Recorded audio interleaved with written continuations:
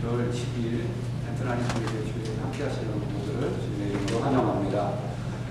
수업 앞뒤 자고 보시면서 인사하셨으면 좋겠습니다. 새 학기도 힘차게 화이팅입니다.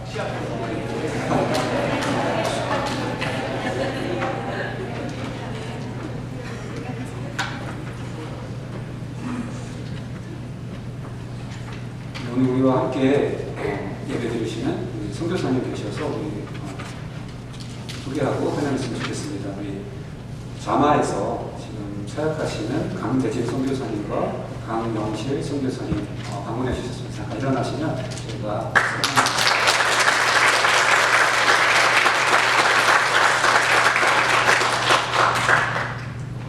감사합니다. 제가 기도하고 말씀 전하겠습니다. 하나님 아버지 감사합니다. 주님 우리를 불러주셔서 이렇게 주님 앞에 나와 성도들과 함께 주님 찬양하고 또 예배할 수 있도록 인도하시니 감사합니다. 하나님 아버지 이 시간 우리와 함께 해주셔서 우리 예배를 받아주시옵소서. 오직 주님 홀로 영광 받으시고 주님께서 우리를 위해 예비하신 큰 은혜 우리 가운데 부어주시옵소서. 하나님 아버지 주님 앞에 나온 주님의 사랑하는 자녀들 한 사람 한 사람 그 심령 가운데 주님께서 찾아가시고 또 말씀하시며 새 힘으로 그 속사람을 강건케 하여 주시옵소서. 하나님 아버지 그의 소망이 또 새롭게 되게 하여 주시고 주님을 향한 사랑 또한 아버지 하나님 주님의 말씀 가운데 또 견고해질 수 있도록 주여 축복하여 주시옵소서. 하나님 아버지 부족한 자가 주님의 말씀을 전합니다. 아버지 성령께서 역사하여 주시고 아버지 우리의 마음을 열어주시고 귀를 열어주셔서 주님의 말씀 가운데 주신 은혜를 깨달아 주님 앞에 온전히 반응하며 나아가는 주의 자녀들 되게 하여 주시옵소서. 예수님의 이름으로 기도하옵나이다. 아멘. 함께 보실 하나님의 말씀은 요한복음 4장 3절부터 14절까지 말씀 보시겠습니다. 주보에는 4장 3절, 4장 전체가 나와 있는데 4장 3절부터 14절까지만 저 여러분이 함께 읽도록 하겠습니다. 요한복음 4장 3절부터 14절까지 말씀을 저 여러분 한 절씩 교독하겠습니다.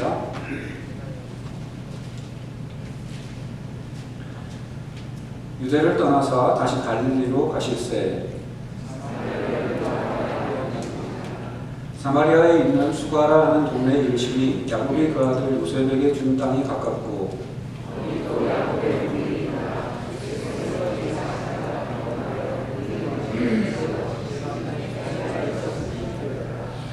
사마리아 여자 한 사람이 물을 기르러 왔음에 예수께서 물을 좀 달라 하시니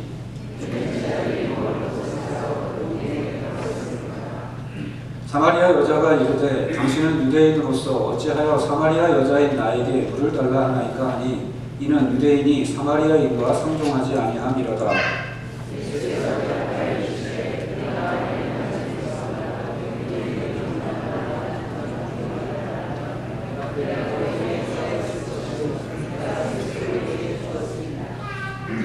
여자가 이르되 주여 물 기를 그릇도 없고 이 우물은 깊은데 어디서 당신이 그 생수를 얻겠사옵나이까.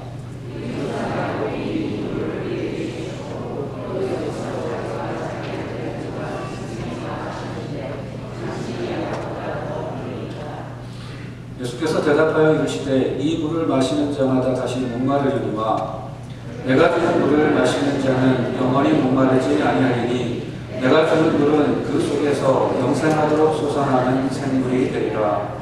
아멘.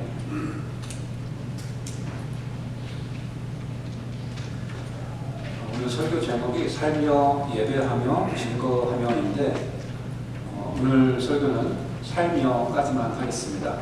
예배하며 증거하면은 다음 주에 하도록 하겠습니다. 오늘 예배, 오늘 설교 마친 후에 같이 기도하는 시간을 잠깐 가지려고 하거든요. 전사님 준비해 주시기, 같이 준비해 주시기 바랍니다. 복음서에 보면은 예수님께서 소외된 사람들을 찾아가시는 그런 장면들이 여러 나옵니다. 사람들은 자신들이 생각할 때 부정하다고 여기는 이들을 개인적으로 피하고 또 공동체적으로 소외시킵니다. 그런데 예수님은 그런 사람들을 일부러 찾아가시곤 했습니다. 그 대표적인 예가 거라사의 귀신 들린 사람입니다. 귀신 들려 초인적인 힘을 발휘하며 스스로 자기 몸을 해하고 밤낮 소리 지르며 무덤가에서 벌거벗고 사는 이 사람 당연히 아무도 가까이 가지 않습니다. 이방인인 같은 동네 사람들도 피했지만 그는 유대인 입장에서 볼 때는 부정의 극치 같은 사람입니다. 먼저 이방인이라는 그 자체로 부정합니다. 또한 더러운 귀신 들린 자에게 더욱 부정합니다. 게다가 시신들이 묻혀있는 무덤가에서 살고 있으니 이 사람 말하자면 부정의 끝판왕입니다. 그런데 예수님은 이 사람을 찾아가십니다. 우연히 길 가다가 만나신 것 아닙니다. 일부러 배 타고 호수 건너서 찾아가신 것입니다. 그 사람이 예수님 찾아온 것 아닙니다. 예수님께서 그 사람 찾아가셨습니다. 찾아가셔서 그 사람을 더러운 군대 귀신에게서 건져주십니다. 덕분에 그 사람은 삶을 되찾습니다. 죽음의 장소인 무덤을 떠나서 삶의 현장인 그의 본팀내로 돌아갑니다. 그 사람은 예수님을 쫓겼다고 자청하지만 예수님은 그가 속한 공동체로 돌려보내십니다. 거기서 잃어버렸던 삶을 회복하고 살아내며 이웃에게 예수님께서 베푸신 그 큰 일, 그 자비로운 일을 증거하라고 말씀하십니다. 예수님이 소외된 사람을 찾아가신 또 하나의 예로 우리는 삭개오를 떠올릴 수 있습니다. 거라사의 귀신 들린 사람과는 달리 그는 유대인이었습니다. 하지만 그는 유대인들에게 세금을 징수해서 로마 황제에게 바치는 그 일을 하던 세리들의 우두머리였습니다. 유대인들은 세리들을 싫어했습니다. 이방 나라에 빌붙어서 동족의 피를 빨아먹는 사람들이라고 여겼습니다. 세리와 창녀와 죄인들은 다 한 통속으로 여겨졌습니다. 세리들은 당시 유대인 공동체에서 이방인만큼이나 소외된 사람들이었습니다. 그런데 예수님은 그를 찾아가셨습니다.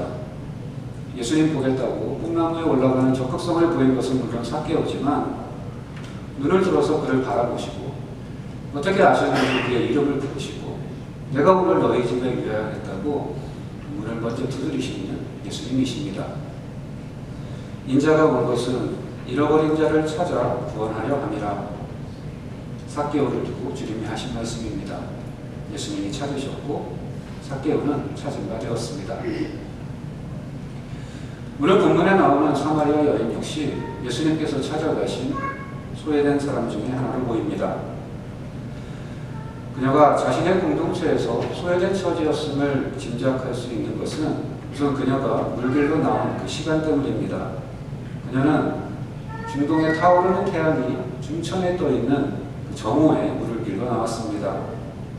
본문 6절에 나오는 6시는 우리 시간으로 하면 낮 12시입니다.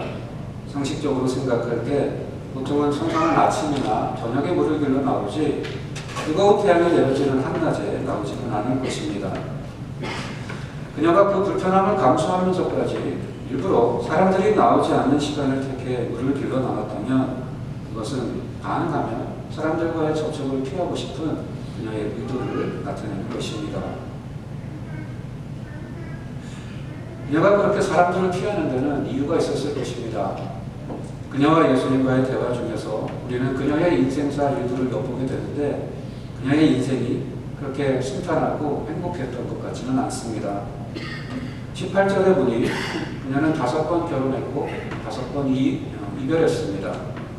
5번 모두 이혼이었는지 5번 모두 사별이었는지 아니면 이혼과 사별이 섞여 있는지 우리는 알 수 없지만 그 어떤 경우라고 해도 순탄한 측에는 속하지 않습니다. 그 일을 모두 겪고 지금은 6번째 남자와 동거하고 있는 이 여인. 현대의 서구사회 같으면 그게 뭐 대수냐고 그럴 수 있지라고 할지 몰라도 그녀가 살던 시대와 장소에서는 그렇지 않았을 게 분명합니다. 그녀는 분명 그녀의 과거사로 인해 사람들에게 많은 상처를 입어왔을 것입니다. 사람들이 그녀를 멀리하고 그녀 또한 사람들을 피하며 그녀는 그렇게 소외되었을 것입니다. 하지만 예수님은 그녀를 피하지 않으셨습니다. 예수님은 이번에도 먼저 말할 것입니다. 구절에서 말하는 것처럼 당시 유대인들은 사마리아 사람들을 아주 싫어했습니다.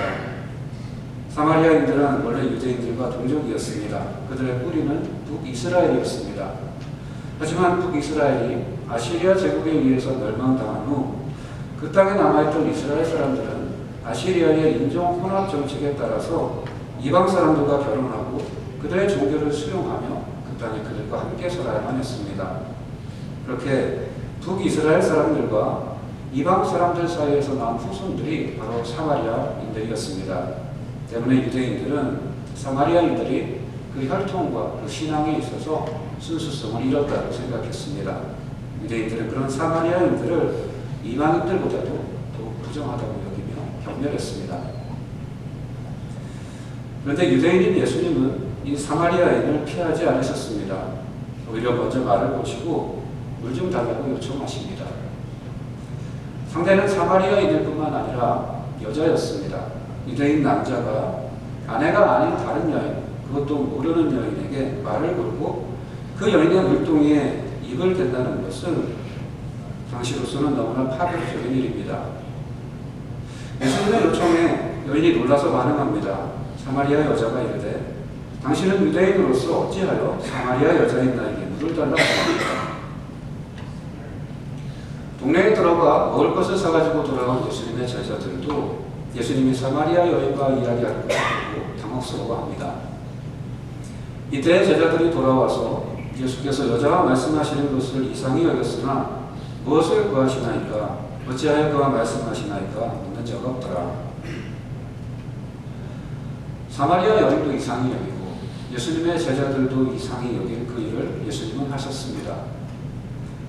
너무 목이 마르신 나머지 체면 불구하고 그러신 것 아닙니다. 예수님은 40일 밤낮을 금식하시고도 돌을 명하여 떡이 되게 하려는 사탄의 유혹을 이기신 분입니다. 예수님이 그렇게 육신의 욕구를 채우기에 급급한 분 같았으면 제자들이 먹을 것을 사가지고 돌아와 주님께 드시라고 보낼 때 얼른 집어 드셨어야 했습니다. 하지만 예수님은 이렇게 대답하십니다. 내게는 너희가 알지 못하는 양식이 있느니라. 나의 양식은 나를 보내신 이의 뜻을 행하며 그의 이름 온전히 이루는 이것이니라. 예수님은 사마리아 여인을 피하지 않으셨습니다. 자신을 위해서 그러신 것이 아니라 그 여인을 위해서 그러신 것입니다. 목이 말라서 그러신 것이 아니라 영원토록 솟아날 생명수를 그녀에게 주고 싶어서 그러신 것입니다. 그녀가 우연히 그리스도를 만난 것이 아니라 예수님이 잃어버린 그 영혼을 찾아서 구원하신 것입니다. 예수님은 이런 분이십니다. 사람들의 이목, 자기의 명성, 인종적인 혹은 문화적인 금기 이런 거 다 뛰어넘으시고 잃어버린 한 사람 먼저 찾아가시는 그런 분이십니다. 아무도 가까이 하지 않는 사람, 동족들로부터 손가락질 받는 사람, 사람들 눈을 피해 숨어다니는 상처받고 소외된 사람, 예수님이 먼저 찾아가셔서 그 이름을 불러주시고 구원하시고 삶을 회복시켜 주십니다. 예수님 만난 저와 여러분 다 그렇게 예수님 만난 것입니다. 예수님이 찾아주셔서 예수님이 찾아오셔서 먼저 우리 문을 두드리신 것입니다. 예수님이 우리 삶에 찾아오셔서 주시고자 하는 것이 있습니다. 예수님은 그것을 하나님의 선물이라고 말씀하십니다. 우리가 이래서 얻는 것 아니고 우리가 무슨 받을 복로가 있어서 받는 것 아니고 하나님의 호의로 하나님의 은혜로 우리에게 거둬주시는 것이기에 그것은 하나님의 선물입니다. 예수님은 그 선물에 생수라는 이름을 붙이셨습니다. 우리에게 생수는 스프링 워터라는 뜻입니다. 사마리아 여인도 예수님이 생수를 언급하셨을 때 자연스럽게 땅에서 샘솟는 물을 떠올렸을 것입니다. 그래서 여인은 예수님께 대묻습니다. 이 우물은 깊고 당신은 물기를 그릇도 없는데 무슨 수로 당신이 내게 생수를 줄 수 있습니까? 하지만 예수님은 스프링 워터를 말씀하신 것이 아닙니다.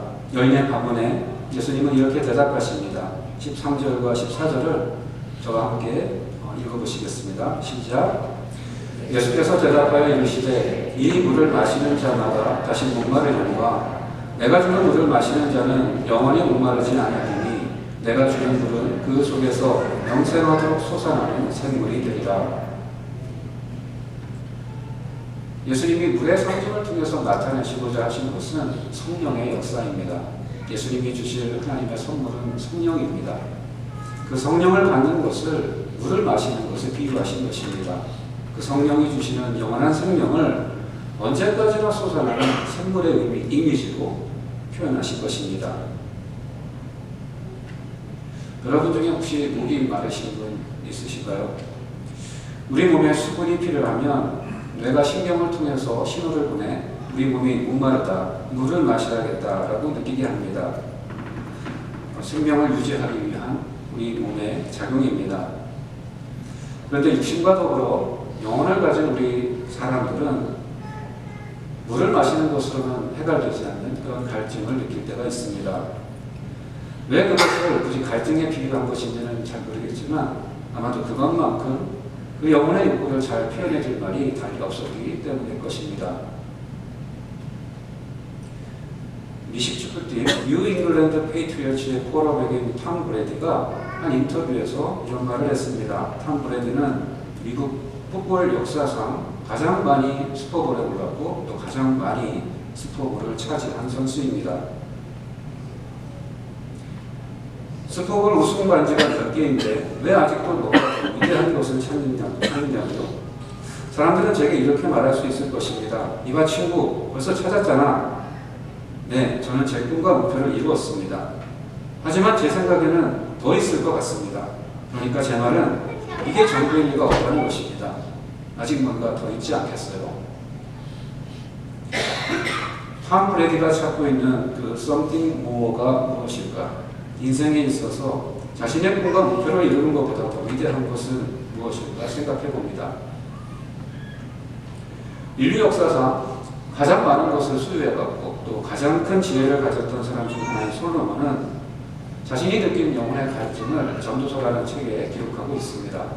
그는 그 갈증을 해소해 보려고 그가 할 수 있는 모든 것을 다 해본 사람입니다. 전도서의 한 구절에서 그는 이렇게 말합니다. 무엇이든지 내 눈이 원하는 것을 내가 금하지 아니하며 무엇이든지 내 마음이 즐거워하는 것을 내가 막지 아니하였으니.